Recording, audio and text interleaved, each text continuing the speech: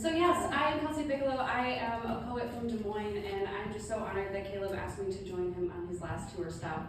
I have a few poems here, some of which have seen the stage and some of which you are the first to ever hear live, so yay. No shit! It's kind of old shit, but we're finally performing it. Children. Oh shoot! Sorry. Just kidding. I have a handful of poems here that I am going to just kind of take you on a little journey of my love life the last 6-ish years. Cool? Woo. Oh yeah. All right, so we're going to jump back to about 2017. We're going to start with the breakup that broke me.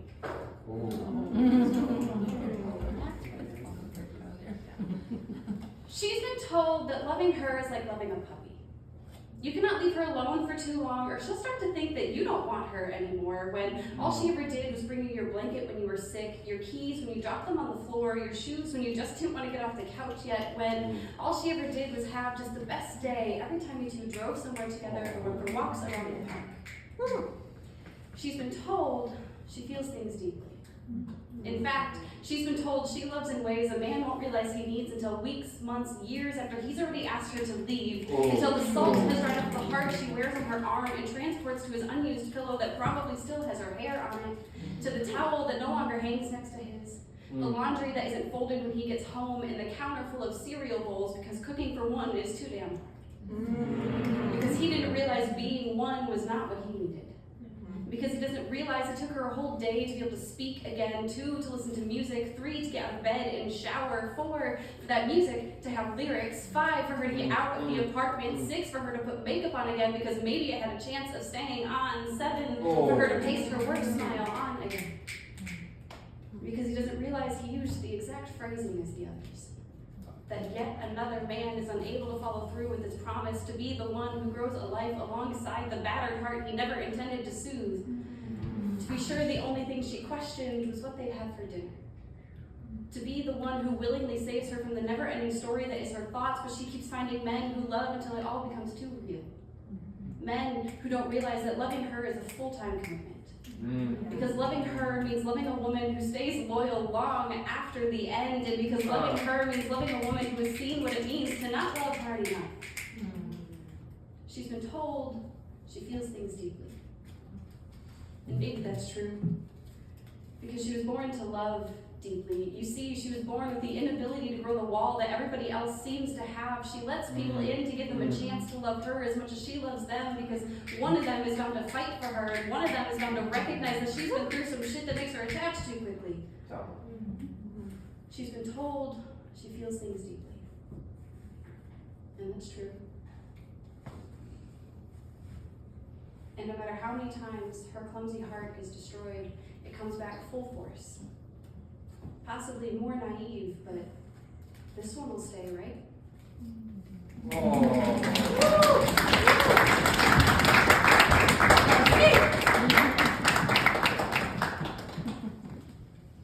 am a little taller than I gave myself credit for in these shoes. All right.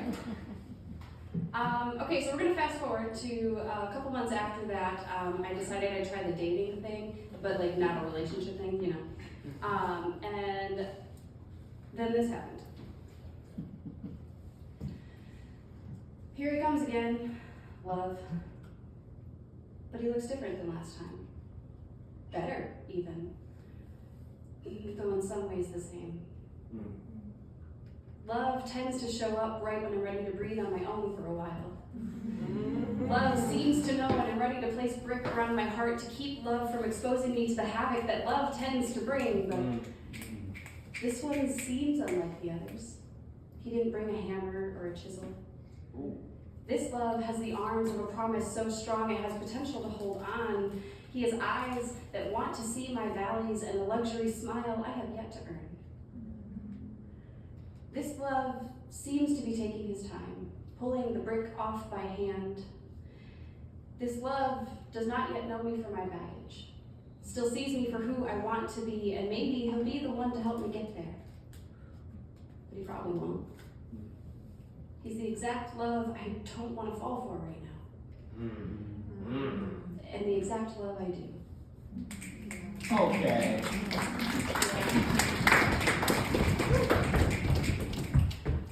And then as you're gonna anticipate, that guy didn't work out. I moved away, so. When you're in that dating world, it's very exhausting, especially when you're on dating apps and all the guys suck. So, I'm actually gonna move this over here because my words are on this side of the page. So, we're moving on to the exhaustion. You're fine, you clean up. Good job. This next poem is about being exhausted, and it's nice and short.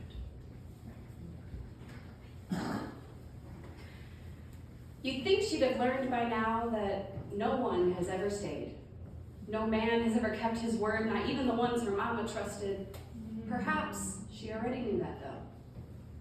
Perhaps she's a little masochistic as she knowingly allows herself to keep opening up because she can't give up the search. She can't settle for lonely. She's drained. She's tired of the almosts and the not quites, the not even close, and the closest. She's tired of having to let men hurt her before she's allowed to find the effortless and the painless. Perhaps, though, perhaps they didn't hurt her. Perhaps she just forgot to stop letting them in. Ooh, okay.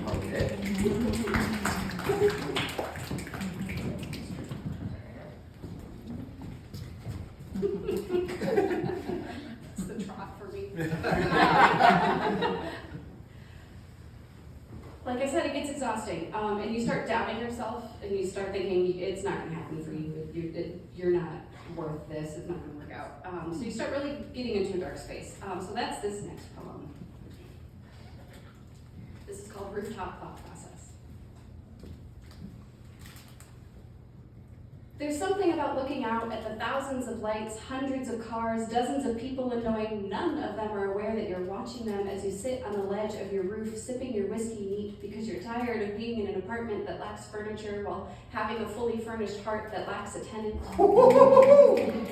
You're tired of identifying with the empty second towel rod that's still waiting to fulfill its purpose. You're tired of seeing your unused pillow on the other half of your queen size that's still waiting for its king. And when people ask why you have 10 pillows on your bed, you don't tell them that you lay them strategically to create the illusion that he will pull you close in his sleep and kiss your forehead when he wakes up. You don't tell them that you need your pillows as a reminder of why you need to stay seated on that ledge and not give in to the curiosity of falling. That is a puzzle you've got memorized. You already know what falling feels like. That is a puzzle you naively keep redoing because you know that when it's put together, you are a heart worth living in. You know that you are the biggest catch any man would never deserve. You are your own queen. You take yourself out on dates, yet you have nights where you forget yourself and forget that you are worthwhile.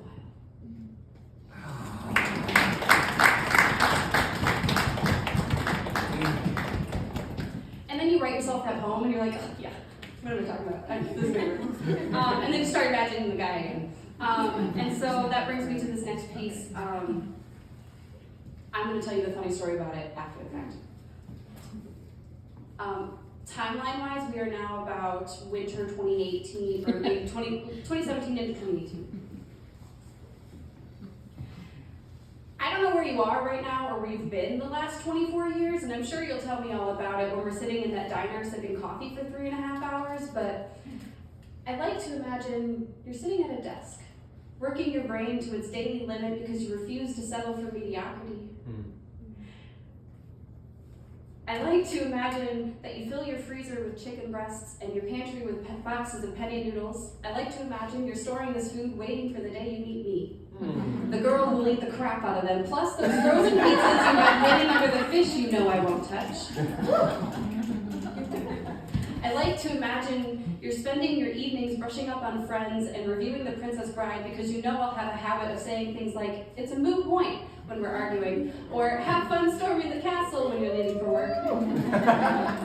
I don't know where you are right now, but I like to imagine you're working your way through each long-term girl, learning the things not to say to me, like, calm down, or you pick the movie. and exploring the trails that you'll revisit with me because you know I will escape into the path less traveled and that will make all the difference. Yes. I like to imagine,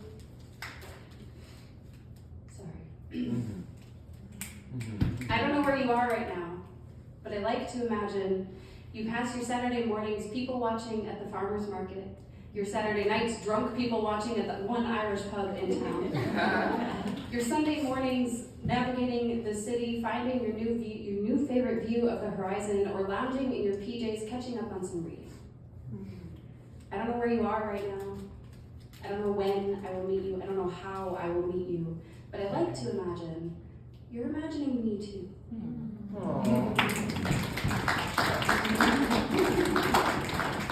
So the funny thing about that poem is, fast forward to April 2018, I met my now husband. Oh my God! Sorry, spoiler. It ends good. And a few weeks into dating him, I was like, wait, hold on. This guy sounds familiar. And I was like, he checked every single line in that poem. There was one that he didn't even sign. But every single line in that poem, I was like, did you read that? I don't think you could have, because you didn't know it existed until this moment. So, okay, we're gonna fast forward the timeline. We start dating, we move in together a year later, and then I wrote this poem. This is Weird with a capital W, after Compliment by Reeves. Living life with you is my favorite thing I've done.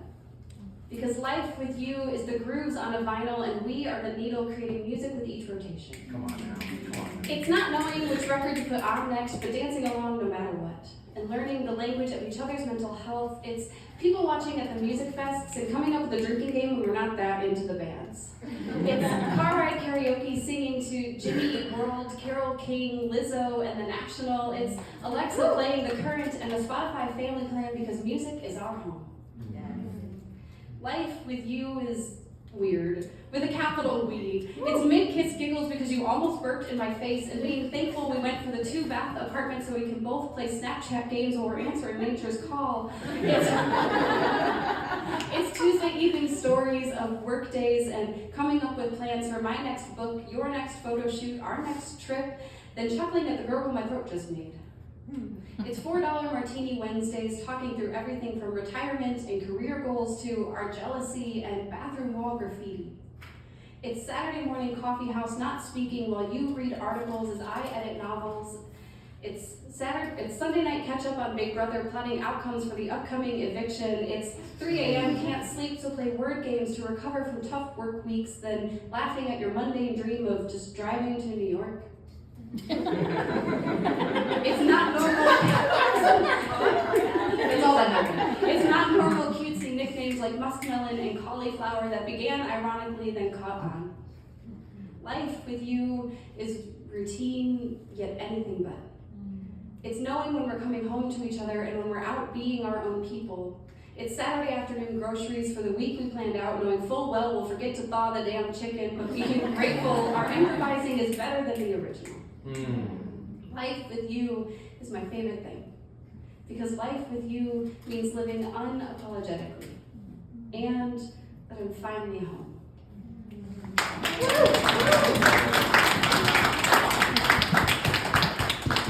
Okay, I have 2 more short pieces for you. These ones are not as memorized, they are newer. So we're gonna fast forward another year. This is now April 2021, and this poem is a little thing that I wrote during our honeymoon.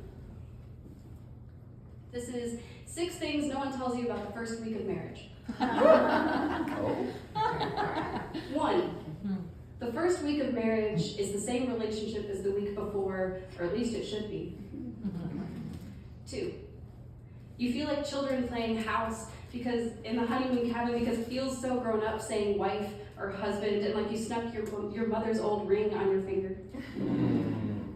3, frying up your favorite breakfast feels strangely more domestic than it has the last few years, except now you're dancing to the sizzle of sausage, and cooking is still not an obligation because neither of you ever expected chores from the other, because in his words, we're more modern than that.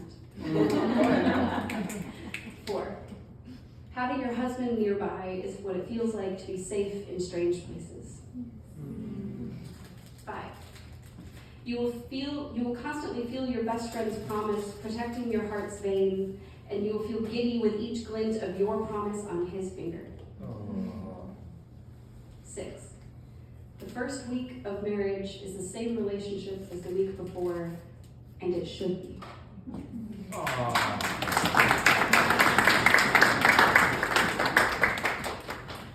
I originally was going to end my set there, but that would be too much like a movie. It was like, and then they happily ever after. There's more after marriage. It's not just the wedding and then you're done. There's still a relationship. So. Oh yeah. So let's fast forward in time. This is summer 2022. This poem was inspired by a strange woman that I met at a concert we were at. You'll get it. Okay. To all the women who have stopped me mid-party, concert, or bar crawl to tell me how clearly in love I am with my husband, you say, my face lights up when I see him. I say, he is the front porch light welcoming me home, inviting me to sit all night with a drink and soft indie music. He's the nightlight in the hallway at 2 a.m. so I don't trip on my way to the bathroom. He's Christmas lights glowing in our home all year round, and the sun warming our cats' bellies. He is the headlights on our car getting us to our next trip, an airplane seatbelt light keeping me as safe as promised, and the spotlight in the theater warming me to center stage. To all the women who have stopped me mid-party, concert, or bar crawl to tell me how clearly in love I am with my husband, you say, my face lights up when I see him. I say, it's nice to know darkness is behind me. Come on now.